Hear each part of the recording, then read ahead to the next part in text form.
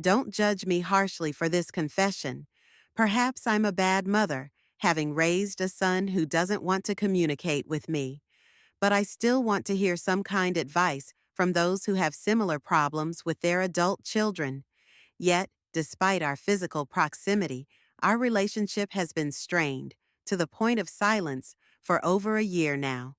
I feel he is deeply offended by something I've done, but I don't know what. All my attempts to bridge the gap, including speaking to my daughter-in-law, have been fruitless. She is a young, beautiful woman who always behaves politely but remains distant. Her only response to my inquiries is a gentle shrug. Mom, it's between you and him. You shouldn't interfere. Her words, though well-meaning, sting. I don't want to interfere, but how can I not? This is my son, my only child, and I feel like I'm losing him. My son was not an easy child to raise. He was sickly, and every small cough or fever would throw me into panic. I'd spend sleepless nights sitting by his bedside, measuring his temperature, applying compresses, and praying that the medicine would work. He suffered from asthma for much of his childhood, and we had countless hospital visits. These moments, though stressful, made us close. I would hold his hand tightly when he was scared of needles, and he'd look at me with those big, trusting eyes that said, Mom, I know you'll make everything better. Raising him as a single mother was a challenge. My first marriage ended when my ex-husband decided that responsibility was not his forte. He left when my son was just 4, and from that point on, it was just the two of us. I worked long hours to provide for him, but no matter how tired I was, I made sure he never felt neglected. We shared everything: meals, laughter, tears, and dreams. For a long time, he was my world, and I thought I was his. When I remarried, he was already a teenager. My new husband was a kind and gentle man, but my son kept him at arm's length. Once, in a moment of frustration, he told him bluntly, You're not my father. Those words hurt my husband, but he accepted them with grace, choosing not to force a relationship. This left the bulk of parenting on me. I had to be both a mother and a father, disciplining, supporting, and protecting him from the world. The teenage years, struggles and sacrifices. Teenage years brought their own challenges. He fell in with the wrong crowd at one point, friends who introduced him to bad habits.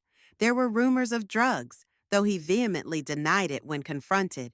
I spent sleepless nights worrying about his choices, terrified that one bad decision could ruin his life. But eventually, through endless conversations and sometimes heated arguments, I managed to guide him back to a better path.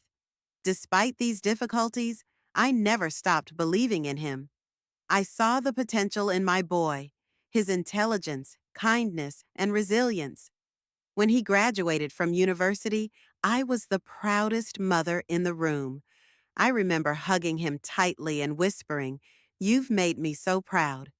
Fast forward to a little over a year ago. I had asked him for help with the computer, a common request, as technology is not my strong suit. It wasn't the first time, and perhaps, from his perspective, it had become tiresome. But I didn't expect his reaction.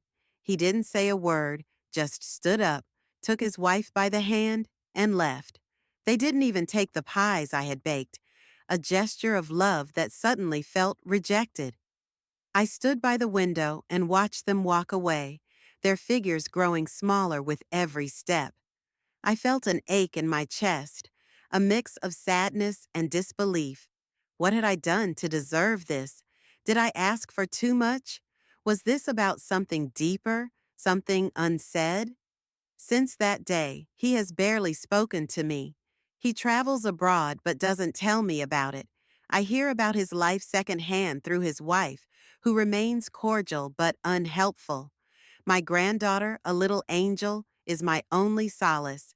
I see her occasionally, but even those moments are orchestrated through my daughter-in-law. I send messages to my son, try calling, but all I receive is silence. I've spent countless nights replaying our interactions, searching for answers. Was I too overbearing as a mother? Did I fail to give him enough independence? Or was it something else entirely, something I am blind to? I've tried giving him space, but the distance only grows. I've prayed for guidance, but the silence remains deafening. I was a good daughter to my own mother. I cared for her until her final days, with my son by my side. He saw my devotion, my love. I thought I had taught him the value of family, but now I wonder, did I teach him to resent it instead? I'm not perfect. I've made mistakes, but everything I did out of love. I wish I could go back in time and undo whatever it was that caused this rift, but I can't. All I can do now is hope that one day he'll find it in his heart to tell me what I did wrong, or, better yet, to forgive me. I know I'm not alone in this pain. Many parents face similar challenges with their adult children. To those who have mended broken relationships, I ask, how did you do it? How do I reach my son's heart before it's too late?